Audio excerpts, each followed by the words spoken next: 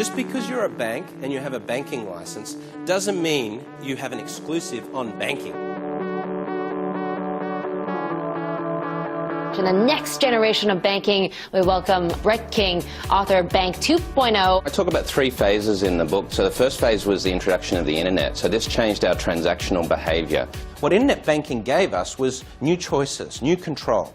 The psychology of that can't be underestimated. So as a bank, when we say to them, no, that doesn't work for us, you have to come down to the branch and sign a piece of paper, they say, are you crazy? This is the 21st century. We're under threat of losing the customer.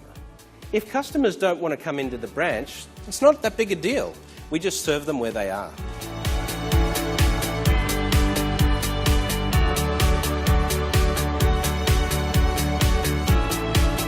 The banks complained to the Hong Kong Monetary Authority and said, do you know what? Octopus is acting like a bank.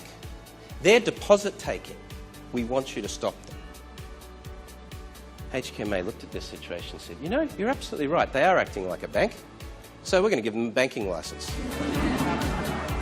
So we've got a lot of stuff occurring here that looks like banking, but isn't banking. What about your iPhone? What about your HTC or Android or Galaxy phones? These are now becoming a very important vehicle for accessing banking services.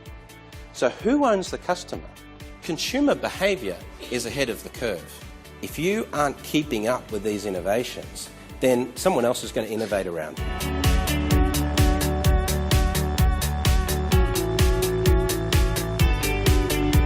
I'm not sure that branches are necessarily the way to go. If I was building a new bank, mobile is growing extremely strongly as a banking platform. When we look at the integration of NFC, or near-field contactless communication technology, into the iPhone platform for the next generation of the iPhone, this is going to become our credit and debit card. Say I owe Barney $50. I put in $50.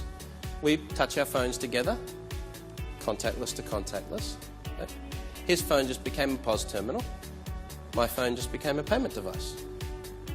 No card involved, no POS terminal involved.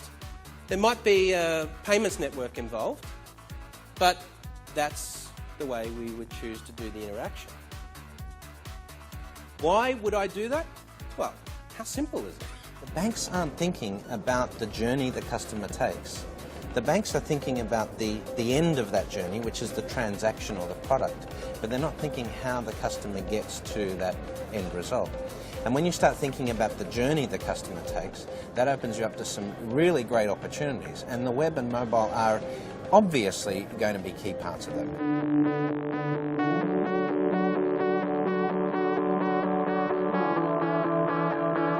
What's happening in social media is this community aspect is working, where customers in this social network are saying, I trust my friends, I trust my network more than I trust what you're going to tell me about your brand. A lot of banks that I talk to say, oh, hang on, we've got a Facebook page.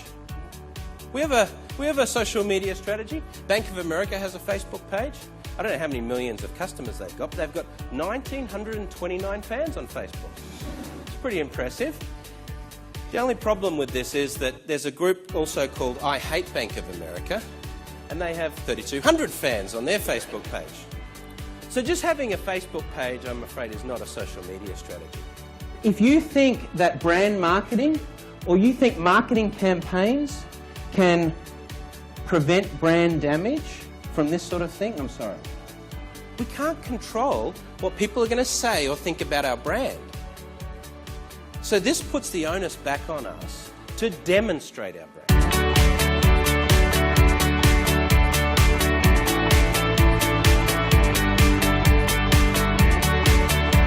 It's not about the technology, it's not about apps, it's not about CRM databases, it's not about these sorts of technologies, but it is about the behaviour of customers. And if we understand behaviour of customers, innovation is not only inevitable, but it's an absolute essential for the survival of your business.